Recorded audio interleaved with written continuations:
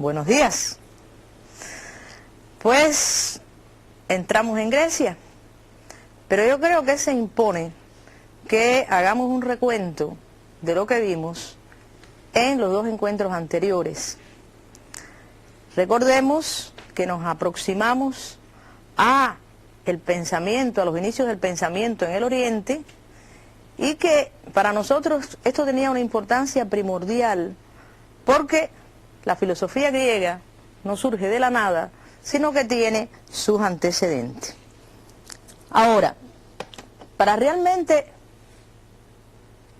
seguir la lógica de lo que nosotros pretendemos en este curso, lo primero que hicimos en la clase anterior fue montarnos en un momento explicativo de los conceptos de civilización, de Oriente, de Occidente y de Antigüedad.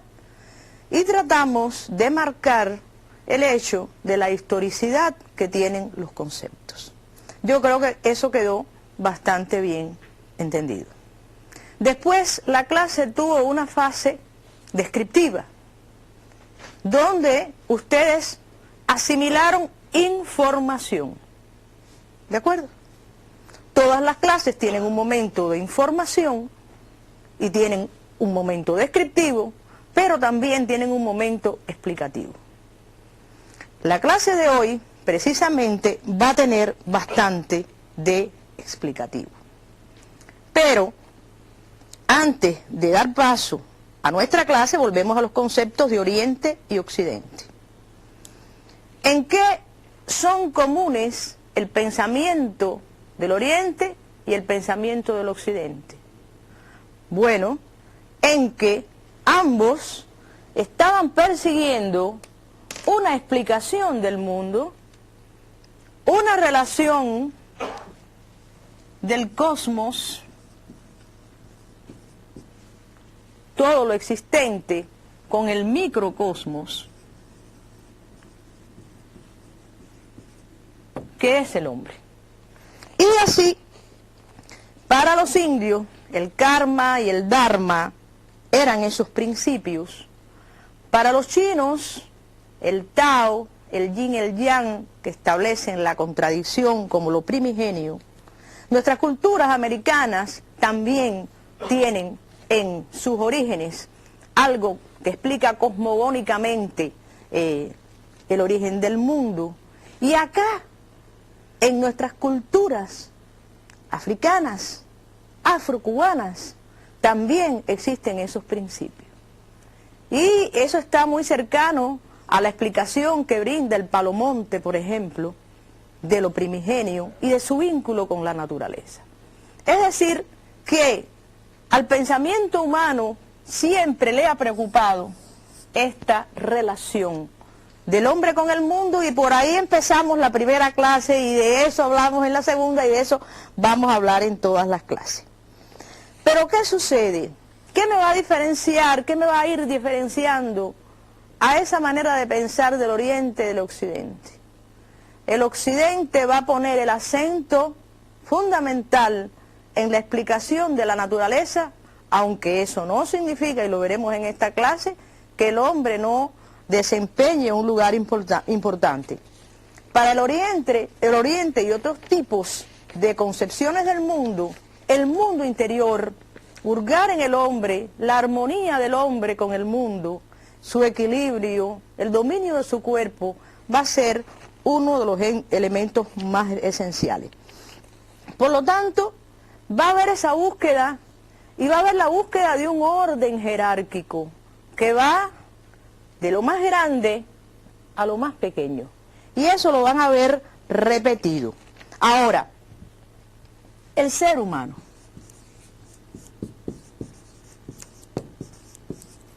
Ese ser humano, hay algo que intrigó a los hombres desde el principio, que ese ser humano tiene un cuerpo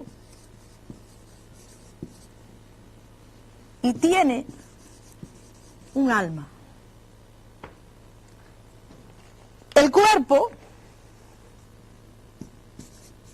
inicialmente, para los griegos y en otras latitudes, se llama soma, es lo material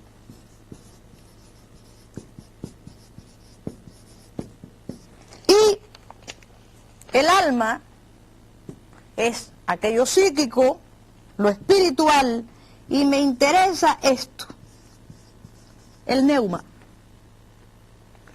La palabrita neuma, ¿qué les sugiere a ustedes? Neuma, neumático, neumonía, aire. En las primeras explicaciones no se establecía una diferenciación entre ese cuerpo y esa alma, y lo veremos expresado en los primeros pensadores griegos, sino que esto es un todo conjunto participante de ese cosmos, y algunos llegaron a decir que el alma era un polvo. ¿Se dan cuenta? Es decir, que nos vamos acercando a la concepción del hombre en el desarrollo y en el devenir de la historia. Entonces, yo quería calentar el brazo, como dirían los jugadores de pelota, leyendo algunos fragmentos de personajes muy famosos que se denominaron los 7 sabios de Grecia. Y el número 7 tiene una connotación mágica.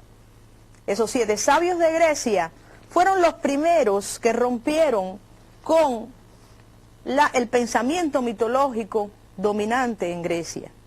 Estos 7 sabios, sus sentencias eran muy pequeñas porque había que cincelarla en mármol y tenían que ponerla a la entrada de los templos, en los postes, pero realmente nos expresa aquella necesidad por la sabiduría para llegar a la felicidad, para bien comportarse, etc.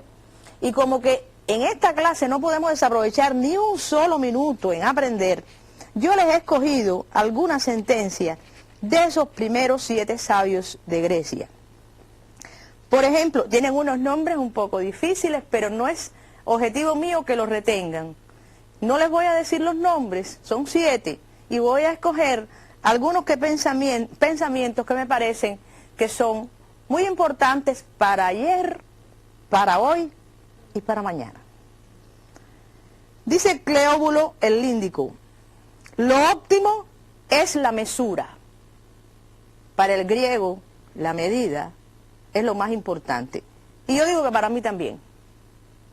Cuando uno rebasa la medida, realmente todo empieza a salir mal.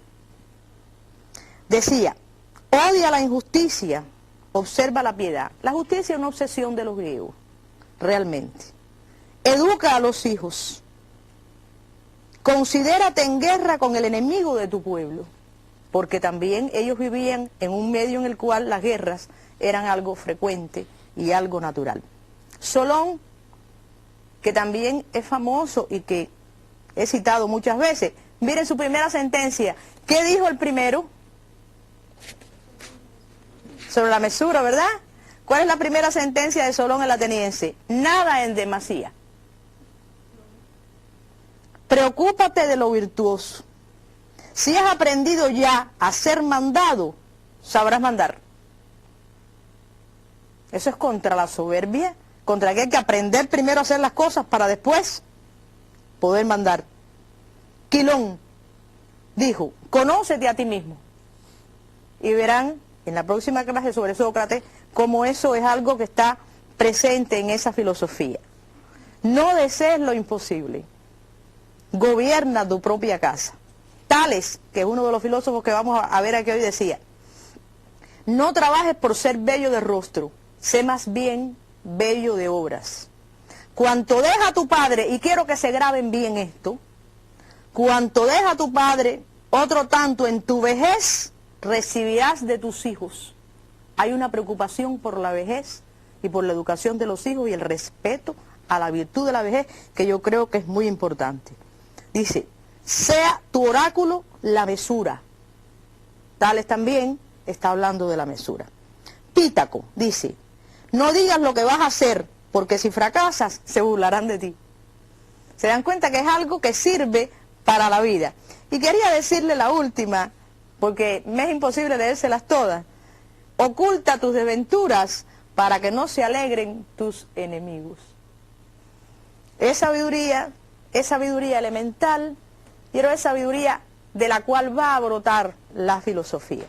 Por lo tanto, estamos en condiciones, en la mañana de hoy, de iniciar nuestro viaje por Grecia, que va a llevar varias conferencias, y los invito a ver y escuchar el material que nos va a ambientar en esa Grecia del siglo VI, donde justamente empieza esta aventura del pensamiento. Adelante.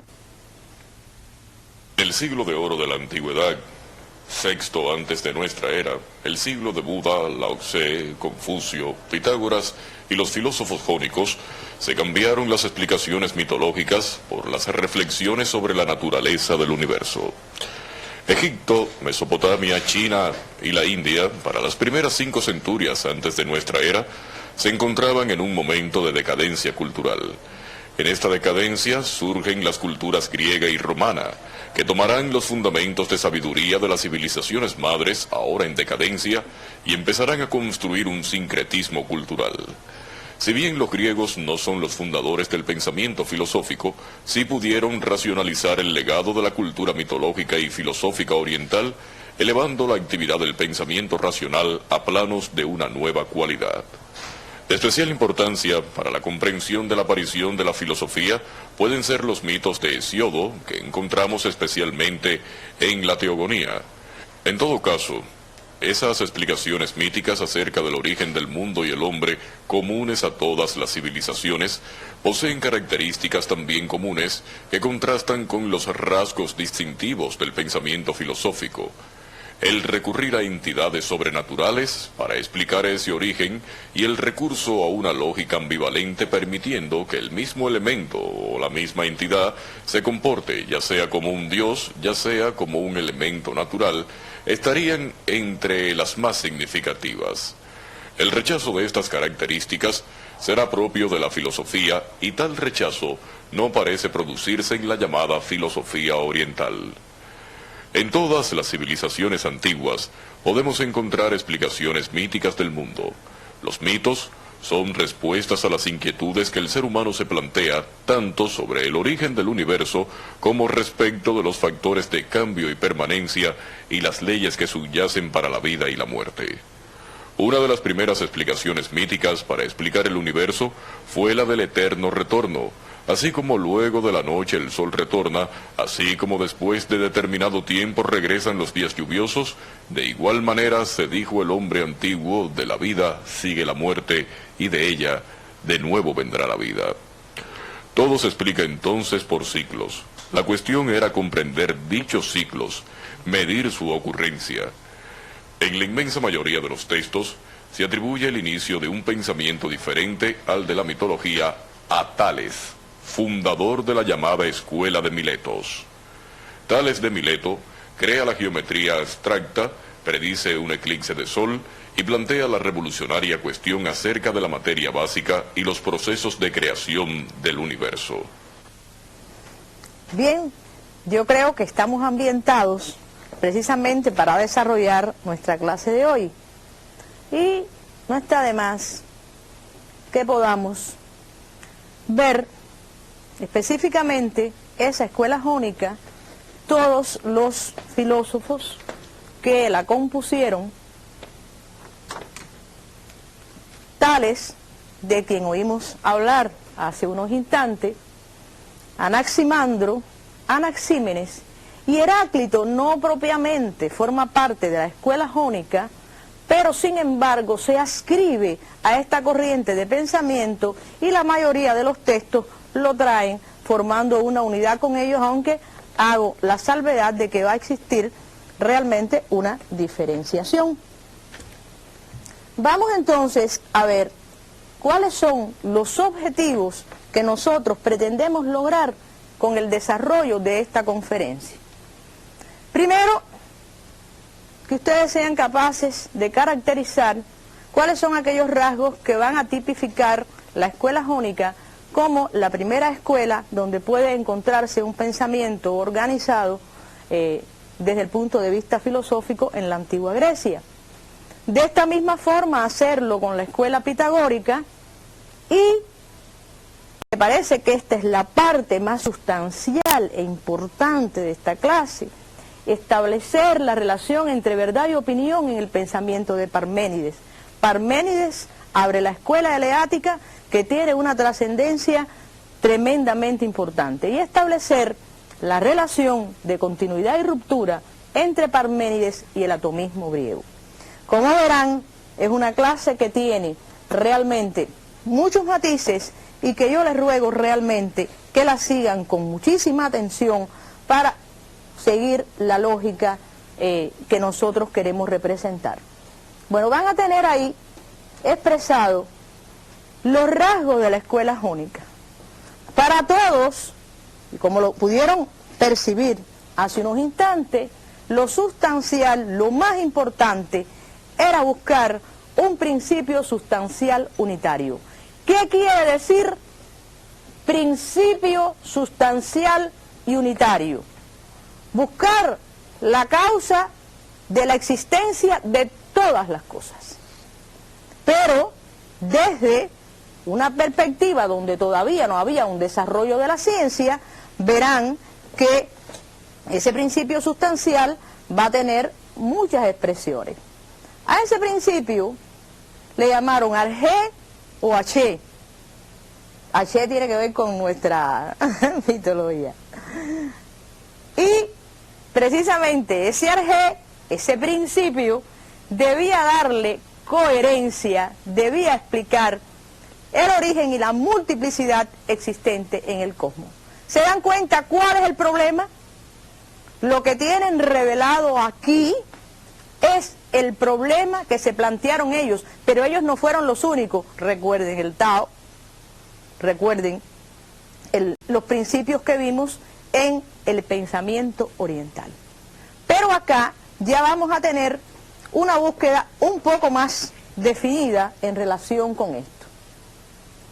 De repente en pantalla vamos a tener a Tales de Mileto, que ya hemos hablado ya por segunda vez, que buscaba el principio de todas las cosas en el agua. Anaximandro alerta con Anaximandro, porque esa palabrita apeiron o apeirón, como algunos le dicen, tiene una connotación diferente y superior a otras expresiones. Tenemos a Anaxímenes, que para él el principio sustancial era el alma, y recuerden el neuma, el aire, perdón, el neuma, como expresión del alma, y Heráclito de Éfeso, que para él el principio sustancial unitario era el fuego. Ahora, mis queridos estudiantes, ¿por qué agua? ¿Por qué aire? ¿Y por qué fuego? ¿Por qué recurrir a aquello que nos rodeaba? ¿Quién me lo responde? ¿Por qué? Y vamos a dejar a la Apeiron fuera. ¿Por qué ellos buscaban el principio sustancial unitario en esas cosas? Por favor, ¿tu nombre? Alex. ¿Cómo? Alex. Alex, por favor. Bueno, porque eran los elementos con los que yo tenía contacto diariamente. Eran los elementos más esenciales de la vida. Exactamente. Por favor, Edith. Porque era la naturaleza que los rodeaba y era con lo que ellos se relacionaban. Exactamente, la relación cosmos y microcosmos, como decía él, eran elementos vitales para la existencia. Sin eso no había existencia. Imagínense ustedes vivir sin aire, o vivir sin agua, o vivir sin fuego. Realmente había que buscarse allí las explicaciones. Por eso digo que sigue saliéndose de toda esta lógica nuestro amigo Anaximandro. Bien, entonces vamos a ir uno por uno, explicando muy sintéticamente esto, porque en cualquier libro de historia de la filosofía, los primeros filósofos de Thomson, la historia de la filosofía de Abagnano o de Dibnik, van a tener explicaciones en relación con esto. Queríamos ambientar esta imagen para que vieran en qué medio se desarrolló Tales de Mileto. Tales de Mileto es de los llamados físicos o fisiólogos.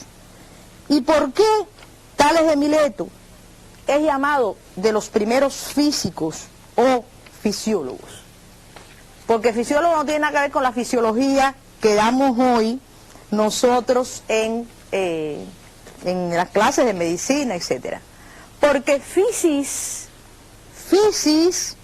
para él era precisamente la naturaleza.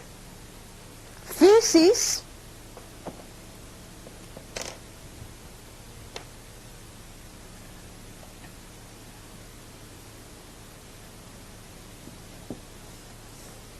y por eso eran fisiólogos físicos, pero fisis entendida como naturaleza. Y precisamente el problema que él quería desentrañar era qué causaba el nacimiento, la transformación y la muerte de las cosas. No solo el origen, no, qué causaba el devenir, qué causaba el devenir de las cosas. Y precisamente él necesariamente tuvo que hacer observaciones y encontró precisamente en el agua aquel principio físico, material,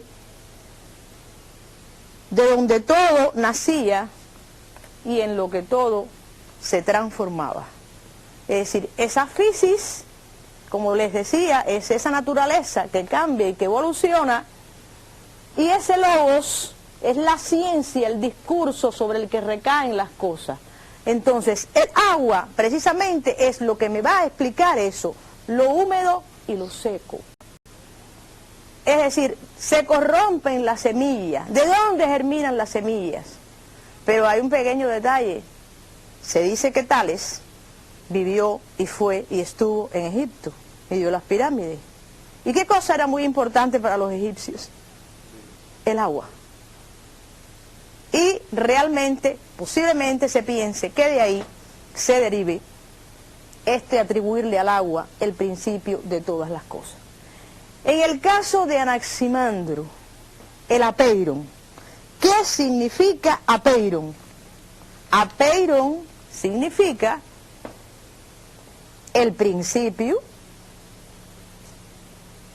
el elemento primitivo, no engendrado, sustancia infinita e indeterminada, eterna e inmutable. Vamos a ver que ya aquí hay una elaboración mucho mayor que la que vimos en Tales. Elemento primitivo no engendrado. Y eso significa que para él los dioses no han engendrado lo existente. Esto existe por toda la eternidad y no cambia. Y es una sustancia infinita e indeterminada que se va llenando de determinaciones en la medida en que se van descubriendo sus propiedades. Y es muy importante porque la ciencia futura va a descubrir los fundamentos reales de esto, en el principio de conservación de la materia y la energía. Él decía que nacer es devenir finito y morir es volver a lo infinito, es recorrer un ciclo. Y esa idea es muy recurrente entre la filosofía griega. Bien, discípulo de Anaximandro es Anaxímenes. Anaxímenes, siguiendo a su maestro, sencillamente no continuó con esa línea de la determinación de algo abstracto como el apeiron. Para él era el aire primordial, la sustancia primigenia. Condensación para él era la inspiración del aire y rarefacción era la expiración del aire. Si se acuerdan la clase pasada, el profesor Pimentel hablaba de la inspiración y de la expiración. Pero, ¿quién respira? ¿El hombre solo? No, miren quién respira.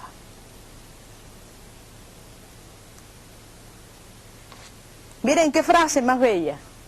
De ese grande y soberano animal que es el universo. Y, de nuevo, la fisis como principio, la naturaleza, y esa fisis, y eso es muy importante, es lo que rige y gobierna al universo.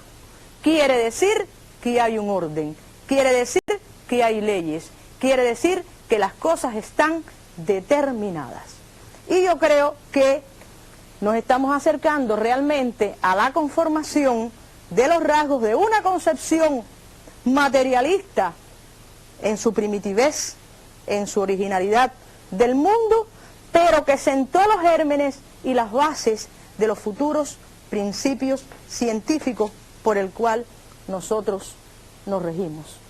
Y Heráclito de Éfeso, como les decía, no es Milesio, nació en Éfeso, y para él el fuego es el principio de todas las cosas. Heráclito el oscuro. Las cosas que decía Heráclito realmente no eran ese aire, ese fuego, esa agua que era evidente. Las cosas que decía Heráclito, las personas de su tiempo